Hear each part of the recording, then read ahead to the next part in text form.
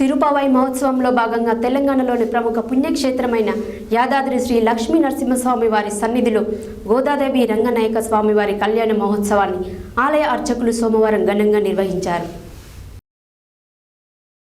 తిరుపావై మహోత్సవంలో భాగంగా తెలంగాణలోని ప్రముఖ పుణ్యక్షేత్రమైన యాదాద్రి లక్ష్మీ నరసింహస్వామి వారి సన్నిధిలో గోదాదేవి రంగనాయక స్వామి వారి కళ్యాణ మహోత్సవాన్ని ఆలయ అర్చకులు సోమవారం ఘనంగా నిర్వహించారు. వేద మంత్రోచ్చారణలు, మంగళ వాయిద్యాల నడుమ అత్యంత వైభవంగా గోదాదేవి రంగనాయకుల స్వామి వార్ల కళ్యాణ మహోత్సవం నిర్వహించారు. స్వామి అమ్మవార్లను వివిధ రకాల పుష్పాలతో నయన మనోహరంగా అలంకరించి గోదాదేవి రంగనాయక స్వామి వారి కళ్యాణ మహోత్సవం నిర్వహించారు.